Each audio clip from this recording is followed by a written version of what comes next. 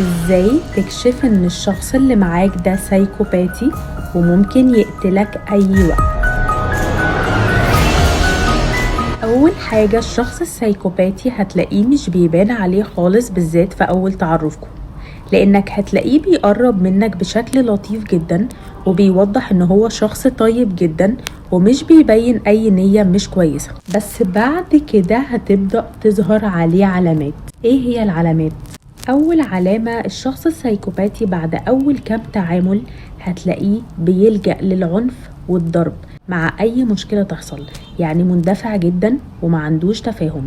العلامة التانية اللي في الشخص ده، ودي بتبدأ تظهر بعد ما انت تطمن له وتثق فيه وتديله الأمان، هيبدأ يستغلك في أي حاجة ليها علاقة بمصلحته، زي الماديات مثلا، إنه يطلب منك كل شوية فلوس، وانت ساعتها عشان مطمن له وواثق فيه فمهما طلب منك ايه مش بترفض. العلامة رقم 3، هتلاقيه إن هو شخص ما عندهوش تعاطف، يعني لو قتل شخص مش هيتعاطف معاه. ليه ما عندوش تعاطف؟ لأن الجزء اللي في عقله اللي مسؤول عن التعاطف والمشاعر هو عنده فيه مشكلة، والجزء ده اسمه قشرة الفص الجبهي.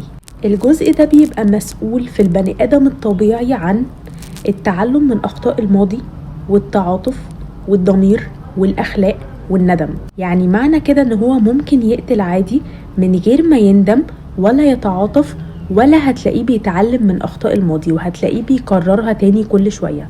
رقم 4، عنده رغبة انتقامية جديدة، يعني لو انت شريك حياته واستفزيته او عملت له اي حاجة وعايز ينتقم منك، هو ممكن يسوء سمعتك ويضرك عادي جدا. لما انت بتعمله حاجة هو مش بينتقم في وقتها على طول، هو بيستنى لما انت تطمن له وبعد كده بينتقم منك انتقام شديد جدا. رقم 5، بيعادي المجتمع والقوانين والعادات، يعني مش بيخلي حاجة تسيطر عليه. ممكن يسرق عادي او يقتل او يعمل اللي هو عايزه لمجرد ان ما يبقاش فيه اي قوانين مسيطرة عليه. رقم 6، مندفع جدا ومش بيفكر في نتائج تصرف، عشان كده ممكن يقتل ومن غير ما يفكر ان ده هيأذيه. رقم 7، بيكذب بطريقة ذكية جدا بتخليك تصدقه، لانه بيدخل الكذب في الصدق بطريقة عبقرية جدا، لانك بتلاقي كلامه مترتب جدا ولايق على بعضه، فانت مش قادر تقفش الغلط فين ولا عارف تغلطه.